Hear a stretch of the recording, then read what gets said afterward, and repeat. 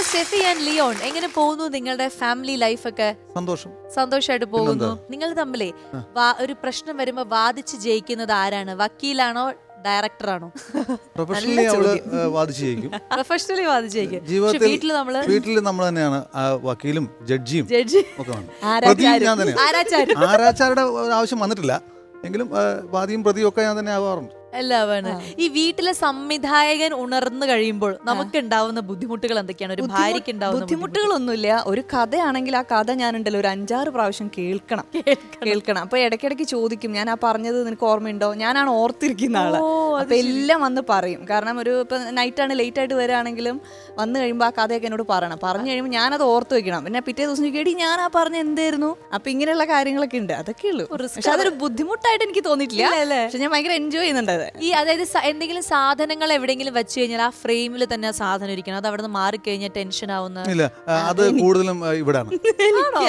കാരണം ഇവരുടെ ലൈഫിൽ ഏറ്റവും വലിയ ഒരു ഹോബി അല്ലെങ്കിൽ ടെൻഷൻ വരുമ്പോ അലമാരി തുറന്നിട്ടിട്ട് നോക്കിയിരിക്കും. അപ്പൊ 2-3 അലമാരുണ്ട്. അതിങ്ങോട്ട് ഇങ്ങനെ നോക്കും. എന്താ അപ്പൊ എനിക്കറിയാം എന്തോ പ്രശ്നം ഉണ്ടെന്നല്ല. അപ്പൊ നോക്കിട്ട് എന്തോ ടെൻഷൻ വന്നിട്ടുണ്ട്. അലമാരി നോക്കിക്കൊണ്ടിരിക്കും, ഇങ്ങനെ ചിന്തിക്കും. അതായത് ഈ തട്ടിലിരിക്കുന്ന സാധനം എടുത്ത് മറ്റൊരു തട്ടിലേക്ക് മാറ്റും. സാധാരണ എനിക്ക് തോന്നുന്നത് കല്യാണം കഴിഞ്ഞ് വരുമ്പോ പെണ്ണ് വീട്ടിൽ നിന്ന് അലമാര കൊടുക്കുന്നൊരു ചടങ്ങുകളുണ്ട് എനിക്ക് തോന്നുന്നത്.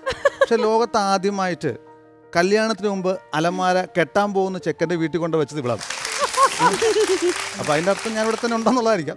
പക്ഷെ ഈ അലമാരയാണ് അവളുടെ ഏറ്റവും വലിയ പ്രശ്നം. അപ്പൊ എന്നെ സംബന്ധിച്ച് ഞാൻ ഈ അലമാരയിൽ നിന്ന് ഈ സാധനം എടുക്കുമ്പോൾ ചിലപ്പം നമുക്കൊരു ഐഡിയ ഉണ്ടല്ലോ, ഈ ഷർട്ട് വലിക്കും മുകളിലത്തെ മതി താഴോട്ട് വീഴും. അത് ഞാൻ തള്ളി അങ്ങോട്ട് വെക്കും, പിന്നെ അത് അടുക്കും. ഇതൊക്കെ തന്നെയാണ്. അപ്പൊ അതുകൊണ്ട് ഏറ്റവും കൂടുതൽ ഫ്രെയിം നോക്കി അല്ലെങ്കിൽ ആ ഒരു പ്രോപ്പർട്ടി കണ്ടിന്യൂറ്റി വീട്ടിൽ ഏറ്റവും കൂടുതൽ നോക്കുന്നത്. ശരിക്കും പറഞ്ഞ അലമാര സിനിമയിലെ അതിഥിക്ക് പകരം സ്റ്റെഫി അങ്ങ് അഭിനയിച്ചിരുന്നു. ശരി. ആൻഡ് നിങ്ങളുടെ വേറൊരു കാര്യം പറയുകയാണെങ്കിൽ സ്റ്റെഫി എപ്പോഴും ഞങ്ങളുടെ അടുത്തൊക്കെ സംസാരിക്കുമ്പോൾ പറയാറുണ്ട്, ജോസ്മോനെ വിളിക്കണം എന്ന്.